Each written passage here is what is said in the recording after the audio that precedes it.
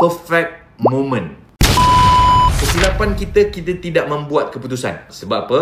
Sebab kita tidak membuat keputusan, asyik bertangguh saja sebab kita nak tunggu perfect moment.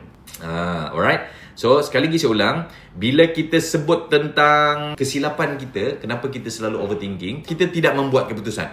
Kenapa kita tidak membuat keputusan tu? Sebab apa, tuan-tuan puan? Sebab kita sedang menunggu perfect moment. Sebenarnya, there's no such thing as perfect moment. Tak ada, tuan-tuan puan. Tak ada. Dan mungkin ada yang orang tanya, tuan, sebab kita tak naklah ambil keputusan ataupun kita buat keputusan secara tergesa-gesa. Saya tak kata secara tergesa-gesa. Saya nak bagi tahu dengan tuan dan puan, bila kita menunggu perfect moment, itu yang membuatkan kita stuck.